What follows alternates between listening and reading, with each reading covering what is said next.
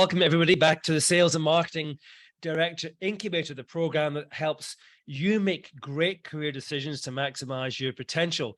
My name is Mike Dickson, Director of the Sales, Marketing and Category Practice here for AXR Recruitment and Search.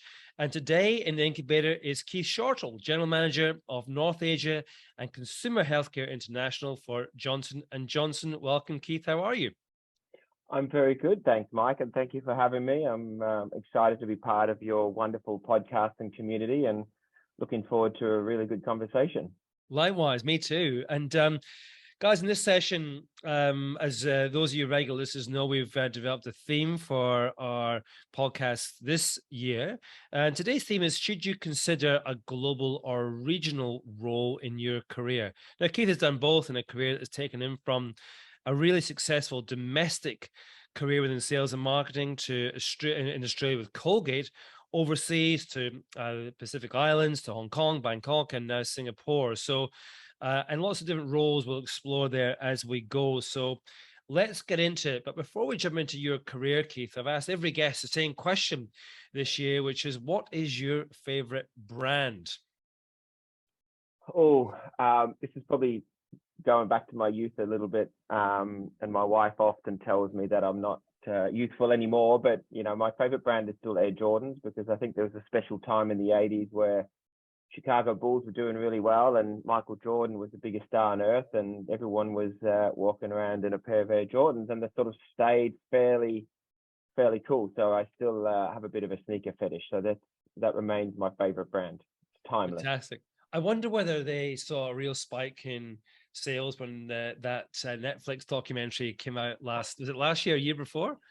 Yeah, and we watched that as well. It was excellent. I was actually at the Grand Prix on Sunday night in Singapore here, and it rained very, very heavily, and there was a lot of funky shoes that got destroyed in the mud. Luckily, I didn't wear mine, so mine are still okay. But yes, I'm sure they got a big spike. They've had a big spike for a long time. Great. And another kind of icebreaker type question, Keith. What new business do we need today that we don't have, do you think? It's a good question. I think post-COVID, the world has changed a lot, and we're still figuring out the blurring across channels, particularly with online and offline. So there's been some merging platforms, D2C businesses. I think we need to know more about how to connect with consumers and shoppers and understand traffic better. And I think that's going to be pretty important in the next few years in terms of conversion and reach. Okay, cool. Let's see how that issue is addressed in years to come. But let's get into your career. So your business career kicked off with Colgate back in 2000 or so. But prior to that, you kicked off in a very different world, in one that many would dream of, playing football, and were part of the Chelsea squad for a while. So tell us a little bit about your kind of pre-sales football career, and then how you kind of moved from that into Colgate. Well, I guess as every child does, I had dreams of one day playing football or some sport of some kind. I was lucky enough when I was about 17, 18 to get the chance to live in London for a couple of years and play football. And it was an enormous experience. I literally got on a plane on my own, and someone picked me up at the other end and, gave me some keys and a place to live, and that was it. So I became very independent very quickly. So I do think that experience is a big part of my willingness to travel and take roles overseas, because, it taught me early to explore and to be curious about what's out there. And after a couple of years, I came back and went to university. As an avid sportsman teenager, my study wasn't the highest priority. So when I decided to go back, I realized I might need to put in a bit of effort and studied for a few years, and then embarked on the tedious task of finding a job after university. I targeted specifically sales rep jobs because there was a mentor of mine at university who always said the best role that you can possibly get to understand how business works and your customers is to be a sales rep.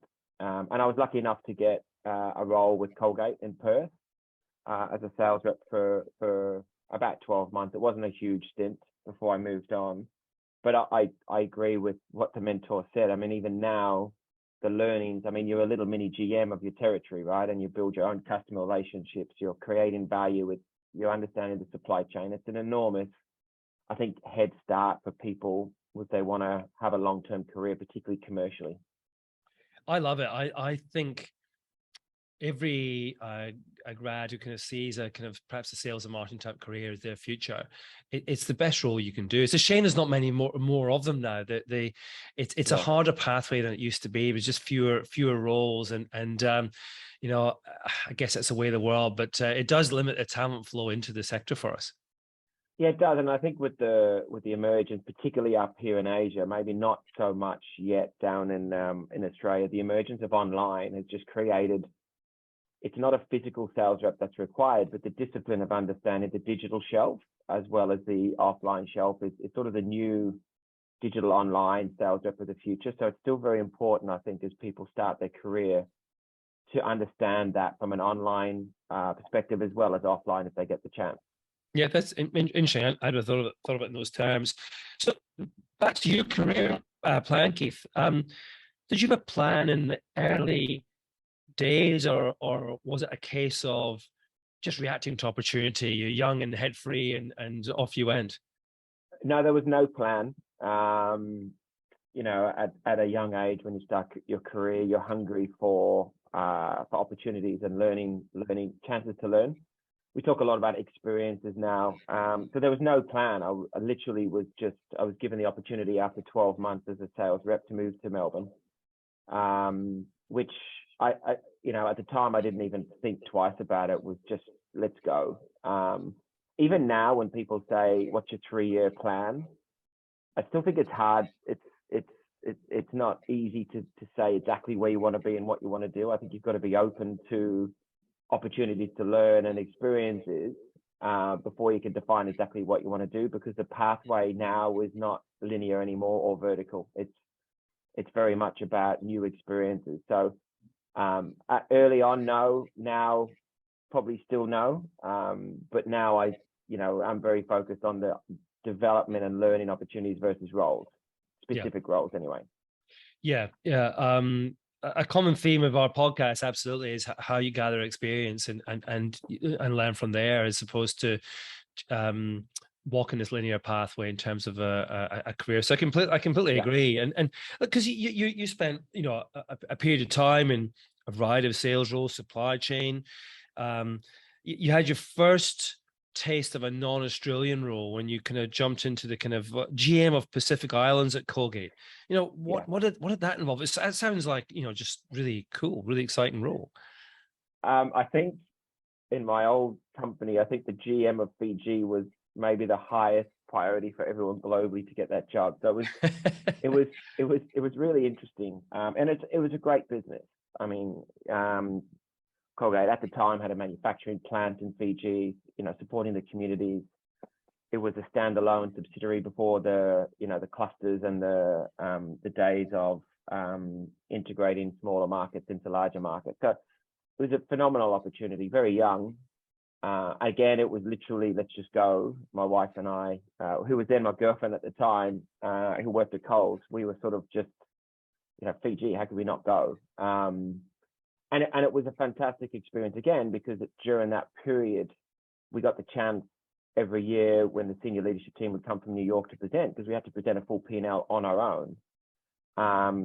During the time I was there was a coup, there was a devalue of the currency. There were all of these external challenges that at a very young age, we were asked to mitigate. So finding a way to do that and talking to the right stakeholders in the business on how to do that to keep the business viable was a super opportunity now that I look back on it. The opportunity to meet with senior officials in Fiji to drive tariffs and invest in manufacturing plants, and it was an awesome experience, and very lucky that I got that at such a young age. I mean, Fiji was amazing to live as well, right? So it's not all golf and swimming. There's the Pacific Islands included lots of outer islands such as Samoa, Vanuatu. So there was a real opportunity to immerse ourselves in multiple cultures and diverse cultures, which I find super exciting versus just the day-to-day business. So great opportunity, great learning. You must have had to watch a bit more rugby as a soccer player as well. Yeah, and play a little bit more rugby, and it's rugby is ingrained there. Literally, when we're going to do stores or we're going out to the community, 4 o'clock every day, every field is full of kids just playing rugby. It's everywhere, and being in Fiji when the sevens tournaments are on is also a very interesting experience, because literally the whole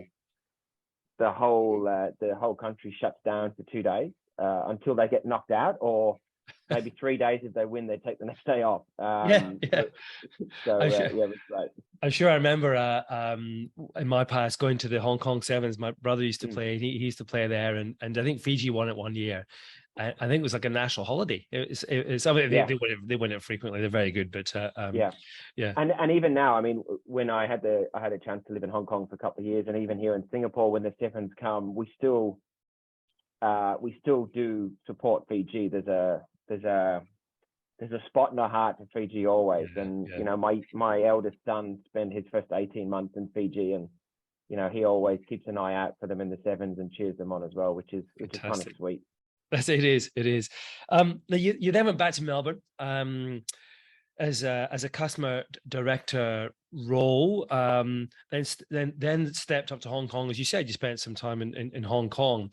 Now we talked before around your career hasn't been super planned, but with that taste of I guess life overseas in Fiji, I know through the islands, was your mindset just more attuned to that opportunity and thinking, actually, I wouldn't mind going to different markets, bigger roles?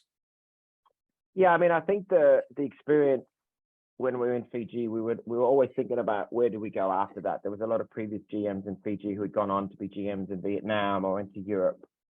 So we were ready for that journey, but we had a period in 2010 that I sort of needed to get back, and it was a period of change in the Australian grocery market, as everyone probably remembers. And that was also a great experience, because it was a very humbling, grounding experience, because we really needed to change the way we worked. We had to become less brand centric and very externally focused to create value for customers. And I think one of the big learnings that I got out of being back was, we built a business where we integrated with the customers. So very externally facing structure in the early days of putting resources into the customers and integrating cross-functionally, and that was a big change for the organization, and a big change for me as well, to understand what operating models work in different scenarios. So that was great learning. After 2.5 years, then they asked me about going to Hong Kong to lead the regional modern trade plus sort of omni, as omni was starting to open up. Again, it was, as you said, Fiji gave us a taste of opportunities. And as I said before, when we look at roles, it's not when we look at overseas opportunities, we don't look at it as jobs. We look at them as opportunities to learn, exposure for our kids. We think about cultural diversity, the ability to go places and see things for a period of time. And Hong Kong was always one of those places that we really wanted to visit or experience. And it was amazing. It was probably one of my favorite, if not my favorite experiences. Again, it wasn't planned. It was literally a tap on the shoulder. Do you want to go to Hong Kong? And I think within 24 hours, we had gone. But the one learning that and we'll probably talk about it a bit later on, but, before we ever consider a role overseas, we don't look at it as a career opportunity. As I said, we look at it as an opportunity, as a family or a partnership with my wife and I, which means that the decision making is not mine. It's a decision that we make as a unit.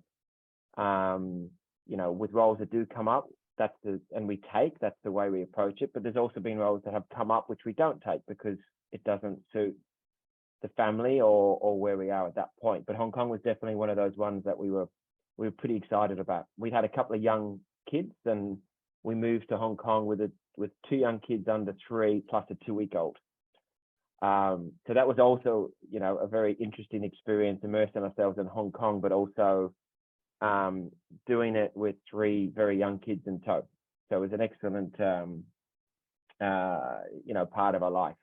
Yeah, I think we'll definitely get into that later on, because I think there's a lot more parts to consider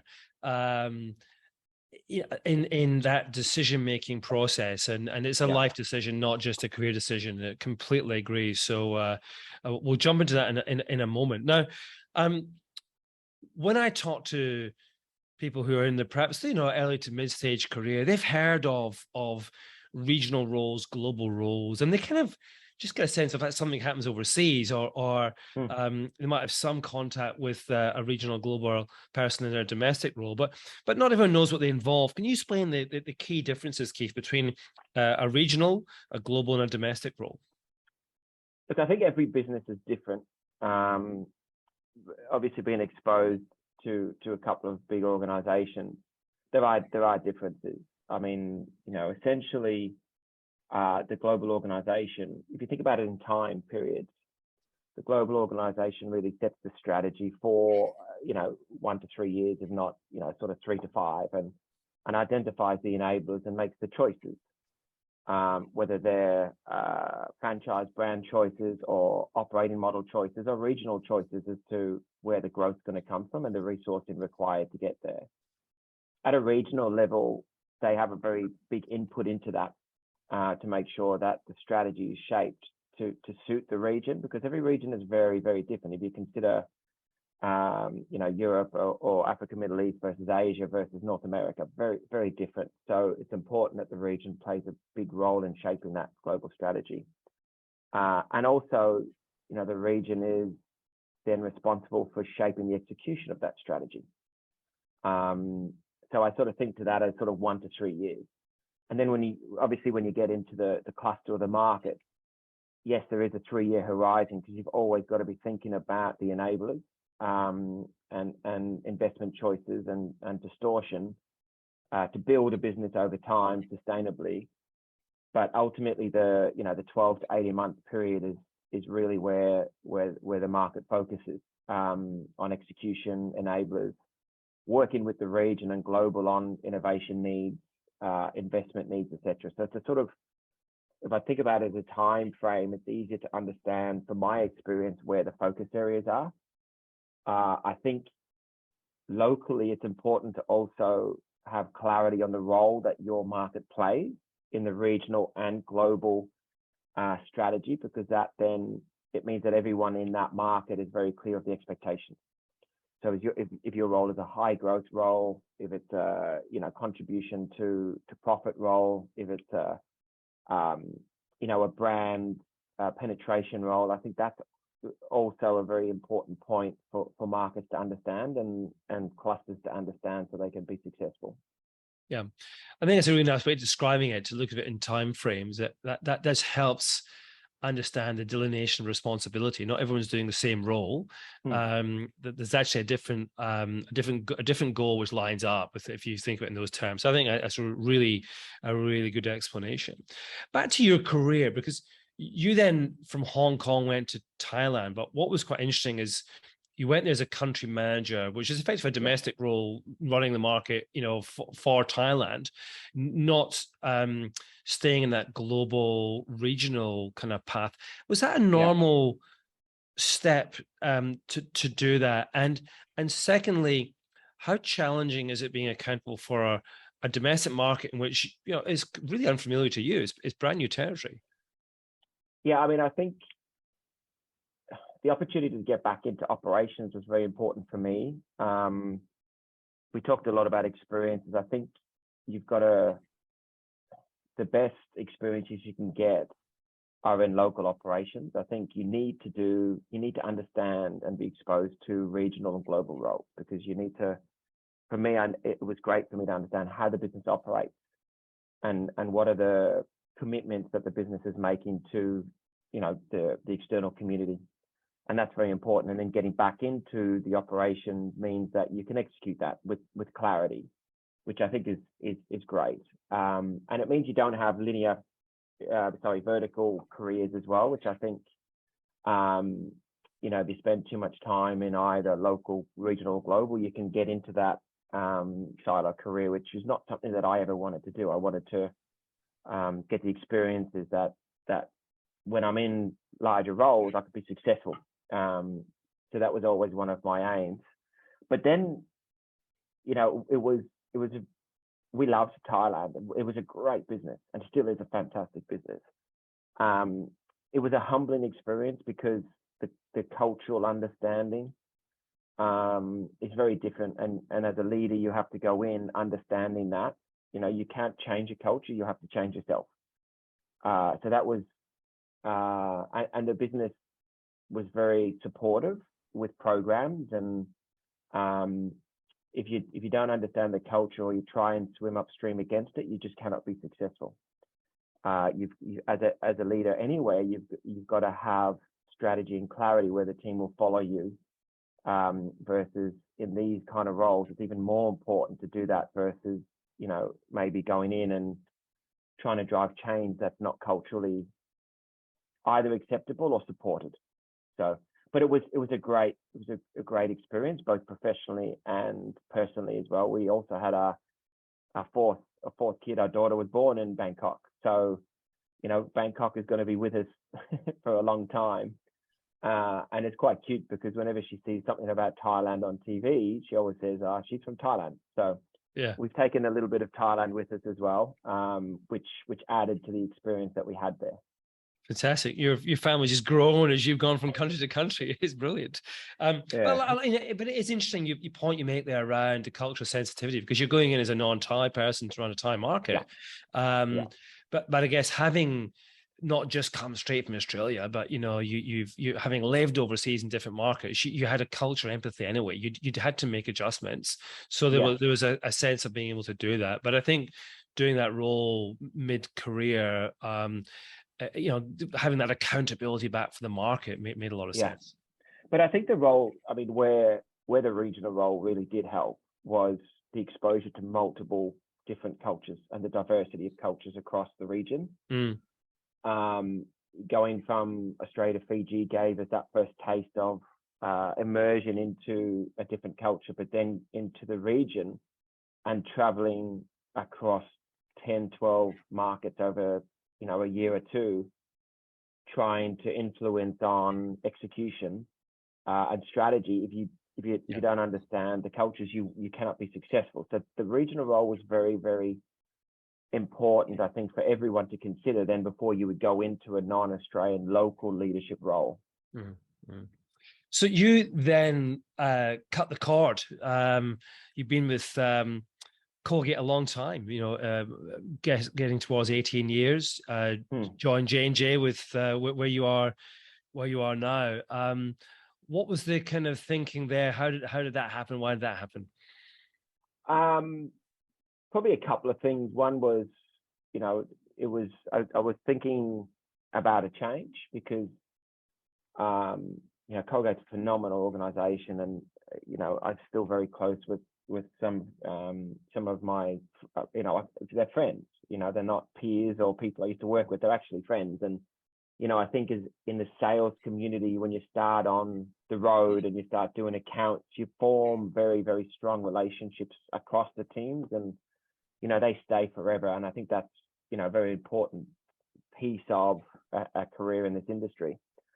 But I didn't necessarily want to be with one business for forever. I was interested in healthcare. I think the older you get, the more you think with your heart versus your head. So, I wanted to get into consumer health and understand how we can make a difference in how people live and experience life. And it was something that I felt I needed to do. And there was also the part of, one day we will consider going back to Australia, and, Singapore, when we visited, was somewhere my wife always wanted to live. There was an Australian school in Singapore, so that was sort of my wife thinking, well, hey, great place, would love to live there, experience it. The kids can re-immerse themselves a little bit in, Australian kids culture, because the Aussie kids are pretty rough and tough. So that it was literally that simple. So we made the choice to come over, and we've been, extremely happy here for going on 4.5 years, because we needed that stability. We'd moved a lot. As you said, we literally picked up a kid in every place we lived, and moving them it's phenomenal for them. But at some stage, we felt we sort of just got to give them a little bit of time to ground. Yeah. And that's meant that we've been here for, I think this is our longest stint now overseas. Which talks what we'll describe in a second around that kind of holistic nature of making moves overseas. But before we do, just want to jump into, quickly describe what you're responsible for, Keith, just so we can understand the scope of the role you're doing now. So I look after managing director for Hong Kong and Taiwan. Have been doing that for 2 to 3 years. It's been a bit tough because I haven't been able to go there for 2.5 years, but luckily I get to go up and see the team again in 2 weeks, which I'm really looking forward to. But I've also got a regional role as well. So, responsibilities have shifted between operating models, go-to-market models, as well as innovation, and currently supporting the digital transformation in the region as well, which is quite exciting. So I started in the region leading the customer side, building out, external strategies and initiatives to get us close to the customers, and then that's morphed over time into larger responsibilities, as well as leading the 2 markets as managing director. Yeah, and does that role extend in terms of the regional part to Australia as well? Yeah, look, the regional role does cover all the markets. Yeah, and it's one of the benefits of being able to have 2 hats. Is understanding, one, what the markets really need, because I have to deliver a P&L too. So I have innovation needs, I have funding needs, I have investment needs. But you also, get to understand where the business priorities are as well. It keeps me close to the business in Australia as well, reasonably close, which I think is important as you travel. I think it's important to still remain close to your base, because if you don't have a base, I think personally you can maybe become a little bit lost. So, I keep in touch a lot with the Australian team, and support the Australian team wherever possible, but also stay very close to some of my old colleagues in my old company, as well as some of the old stakeholders from the customers as well. But I think it's important to stay close and understand recency as well. It's very easy for someone to leave Australia 10 years ago, 12 years ago, and still think they know what's happening in Australia. But, that's a trap that you don't want to fall into. You want to make sure you're staying up to date. Yeah, completely. With what's happening and what the needs of the customers and the consumers are. Yeah, great. Now, over the time you've been working in regional roles, cluster roles overseas, have you seen a change in the kind of nature of an overseas posting? Has it kind of evolved a lot in that time? I haven't really seen a huge. I mean, the roles have definitely evolved, particularly in Asia, because of the emergence of O2O, and the online presence. So the roles are very.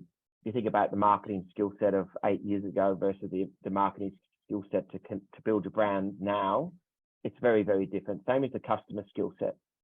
I think also, other roles in helping shape strategy and delivering ultimately, financial success and brand equity success has also changed, because there's been, you think about pre-COVID and post-COVID, the ability to see that change across 14 markets and experience it, I think is a once in a lifetime opportunity that you will learn so much from in future roles, and the ability to navigate through rough seas.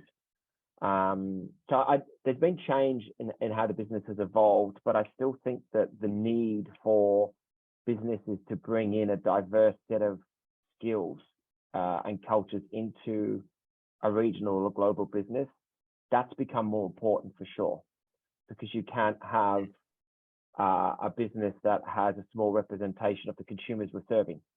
You have to have a business that represents the consumers you're serving. So that's definitely been probably the bigger change, which is fantastic to have seen and experienced in the last 4 to 5 years. Yeah, very, very, very good point. Now, the theme of today's session is, should you consider a regional or global role in your career journey? And I think we've kind of touched on some of the practicalities of the differences in what you do in those roles for your career, Keith. But we also hinted to the fact that it's not like just moving from one business to another in Sydney or Melbourne or wherever you happen to be. There's a lot more to consider. So in practical terms, take us through how you go about evaluating a move. What goes into that decision personally, family-wise, and so on? I mean, it's a really good question, because that's evolved again over time, because as you get older and you have experiences, your enthusiasm for the next type of experience changes a little bit.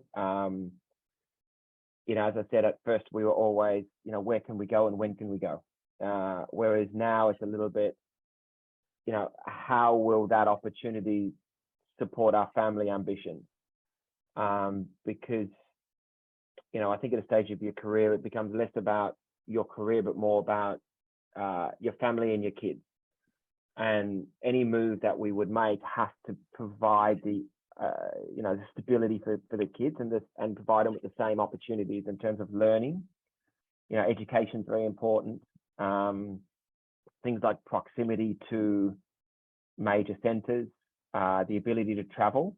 And the great thing about living in Asia is we can, Bangkok was amazing. We can jump on a plane and in an hour we're in Koh Samui or Chiang Mai, or, we could be in Da Nang in Vietnam. So that was always a big piece for us. As we get a little bit older, we also consider proximity to home because of, home-based family and parents and things like that. So they're all the sort of key elements that we consider.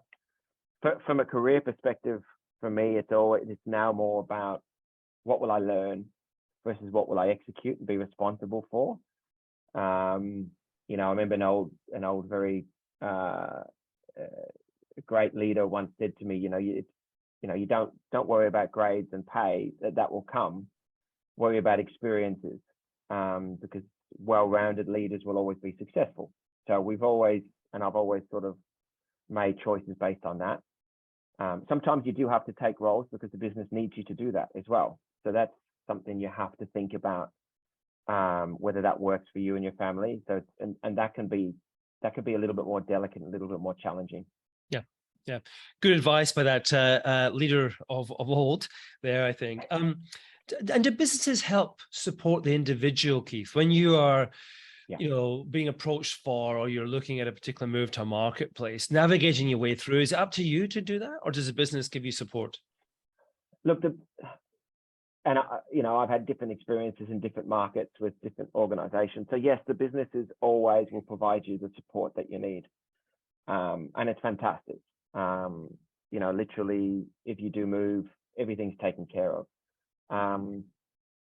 People come in and pack up your stuff, and you turn up 2 weeks later and it's there, and somebody's there to unpack it. So those things are very seamless, and the businesses do a fantastic job. And I shouldn't say that about all businesses, but I've been lucky enough to experience fantastic organizations who are very people-centric.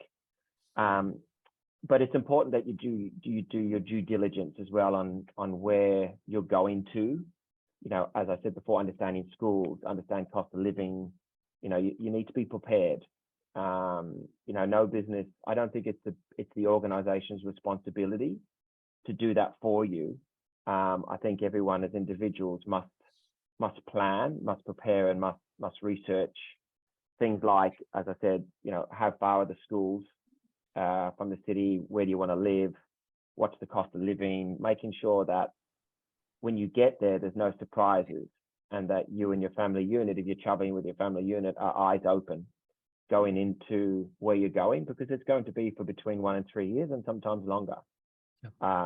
So that's something we've always done to make sure that we're well prepared and we're ready to assimilate into the community. Yeah. And one of the practical things to consider is, people are on a domestic career path are reasonably familiar with, if I take this role, I earn this much, and that Mm. role will give me this.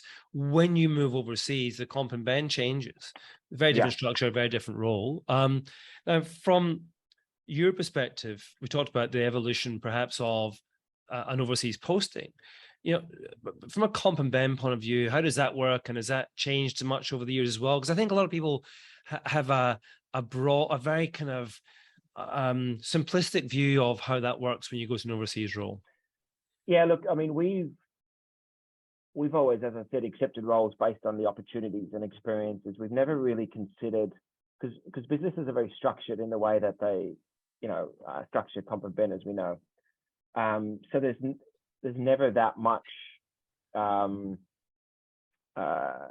negotiating, right? Yep. Because you're just falling into a process.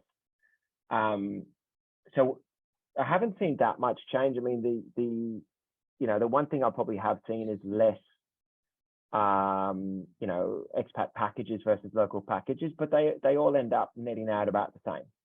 Really? And yeah, and that's where you need to make sure that you do your planning as well on where you're going, because the cost of living is very different depending on where you are for essentials, or different lifestyles, or the way you want to live or you don't want to live. So I think, again, it goes back to the individual to make sure that they're fully aware of the process of the organization and how that will benefit you when you land in a particular market. But I haven't seen an enormous amount of change. I mean, good talent will be successful, in any organization, in any market. And generally, as I said before, it's experiences, and it's a marathon, not a sprint, as they say. So the pay takes care of itself. And if that's something you're interested in, that's a benefit. But if it's something that you're not really that interested in, it'll also take care of itself over time. Yeah. Okay, great. Now, you'll have worked with people who over the years have made great successes of overseas postings, and some who perhaps struggle more so. Is there a kind of common type of personality you think that person's going to make it, and this person may struggle, or is that too simplistic a view? It's very hard to tell, but I think, as I said before, if you go in eyes wide open and well prepared, I think you can be successful in wherever you land. What you don't want to do, and one thing that I think is important before you go anywhere, is you must go and see it. And ask the business to send you and your partner, or you and your family, to the place for 2 or 3 days, so you can understand it, you can feel it, you can get a sense of where we're going, versus just turning on a plane and going, where are we? It's an hour of traffic to get from the airport to the hotel. What have we done? Going, seeing, and being prepared will always make you much more successful when you get there than not being prepared. If you have a willingness to learn and you're curious, we talk a lot about curiosity. If you're curious about learning, you're going to be more successful. And you have to be prepared to be away for a while as well. I mean, things are changing post-COVID, where more and more global roles are being in non-global locations, and that's wonderful, I think. And I think we'll see more and more of that. But if you decide to go overseas, it might be for 6, 7, 8, 9 years. It could be for 3. But I think you have to be mentally prepared for that, and be willing to take that leap of faith, and be ready to learn, and be open to learning as well. Has it changed you in terms of living and working in real diverse cultures? Do you think your life perspective is different? Yeah, very much so. I was we were doing a leaders session a few weeks ago in Oz, and I think in the first 5-10 years of your career, you feel like you can get everything done, and you can make all the change and do wonderful things. But then I think you start to realize, as a leader, it's not about you. It's about, the team, the culture you create, the capabilities you build. So it humbles you a lot. It gives you perspective too, which I think in the future is going to be incredibly important. And I'm super happy that my kids have perspective now, because they've lived in multiple countries, and they've embraced multiple cultures. I mean, my kids have a group of friends that are from everywhere. So, that's going to give them great perspective for their futures. I think it's been the same for me, and I've been very grateful that it helps you understand sometimes the bigger picture, and it makes you more open to what could be going on and more interested and curious about why it's happening and what does it mean versus just potentially thinking about things in a certain way. And for those who are listening to the podcast, Keith, and thinking, oh, this sounds quite exciting. This could be for me. Couple of questions. So one, is there a certain stage in the career where they need to get to before they have enough experience to be useful in a role overseas? No, I don't think so, because the depth of opportunities is enormous. And again, it depends on the organization and what part of the sector you're in. But no, I mean, when I was in Thailand, we brought people up from Australia in customer development manager levels, put them in to run Tesco Thailand, for example. But if you express the desire, I think, to learn and take a leap of faith of an opportunity overseas, it doesn't matter what level of capability you have or what level of experience you have, because I think you'll get that anyway when you go, and you'll start to shape your experience and your leadership very quickly. Can you demonstrate to the business that you're the sort of person that has the potential to be successful overseas, in terms of somebody who's working in Australia thinking, well, I'm in a pretty standard national account manager role. Is there things I can do to kind of create breadth or show appetite to the business? Yeah, I mean, there's always lots happening in the regional offices in terms of initiatives and projects for the next evolution of growth or for the business. I mean, put your hand up and ask to be part of one of those projects, and that will give you some exposure. And it gives you a bit of a taste or flavor of what a regional role might look like. It'll help you, because often those projects or initiatives involve multiple markets as well. So not only are you understanding or getting that regional exposure, you're meeting and working with people from other countries within your region as well, which gives you also then that, cultural immersion and relationships and the ability to ask questions and understand their market. So, I think you just have to ask the question and ask to be part of upcoming projects or initiatives, which will give you the opportunity to learn or understand what's required before you then make that decision. Yeah, I think it also shows a level of proactivity and preparedness to get out your comfort zone and and to look for something new as well. That's got to kind of send the right signals. And the business will react very favorably to that. Yeah. Which is the other thing. I mean, it shows a level of maturity, curiosity, and leadership. And the business is always, if you ask, you never know, right? If you don't ask, though, you won't know. You won't get that opportunity. So, even if you're new in role and you're an account manager for Woolworths, and you want to understand, how some of the Chinese offline retailers have built the O2O business and how they're using CRM data to drive conversion, if you're curious about that, it's easy to get exposure to it. Yeah. Because then you can create value with your own customer and you can learn at the same time. Yeah, absolutely. And in practical terms, is the recruitment process, is it much the same, or is it quite different when you are going through a process for an overseas posting? Again, I think it depends on the organization of how rigorous their internal process that is. But I think if you're curious and you're showing the intention, it's not going to be as difficult or rigorous. The business is going to support your desire to learn and willingness to take that leap of faith.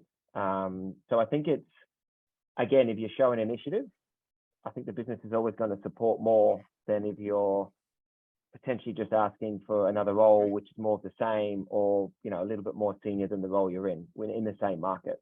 Yeah, great. We've got through a lot, Keith. There's probably lots more we could get through, but last question to you. What's the best country that you worked in and lived in? And if you could have another move to another country you haven't been to, what would that be? Yeah, each experience has been different.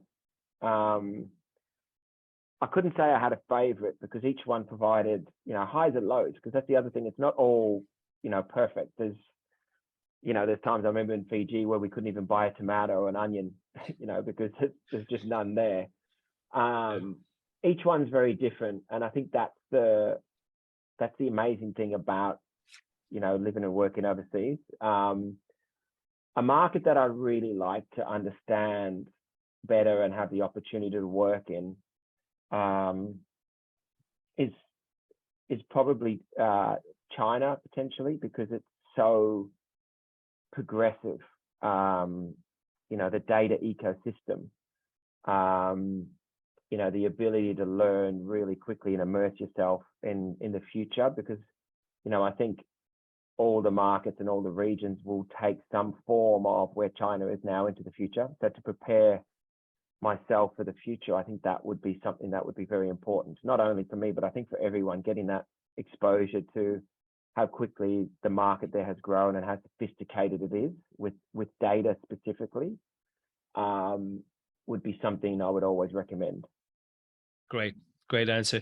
Keith, that's been awesome. Really enjoyed our conversation. We have, I think, got a real sense of, in practical terms, what's involved, what to consider, what you could get from that move from a career perspective, but also from a life perspective as well. And that's, I think that might be a surprise to many people listening, is it isn't just about your career. This is about how you grow with your life and your family. It goes in that journey with you as well. There's much more so than perhaps staying in your lane in Australia. So I think that's absolutely wonderful. Now, before we wrap up today, a reminder to our listeners, as well as incredible guests like Keith, who shared their journey to help you with your career thinking and your planning and your decision making.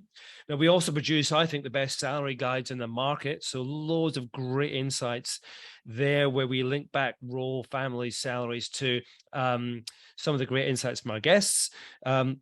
We also produce a monthly report called the Sales and Marketing Collective, which is a who's who of who's moved where in the market. And more recently, candidate guides, just to help you in things like how to become interview fit and be ready for interviews. In fact, there's a podcast out in that soon as well, and how to kind of get the most out your LinkedIn profile. So lots you can get. If you haven't had a career conversation with the team here at AXR, you can get access to all that and more. So just reach out. Thanks again, Keith. That was absolutely awesome. I really enjoyed the conversation. Thanks for having me, Mike, and look forward to connecting again soon. Yeah, look forward to it. And guys, next up in the incubator, Emma Quigley, Sales Director of Koala, who'll be a live session next week on October 13th. See you all in a week's time.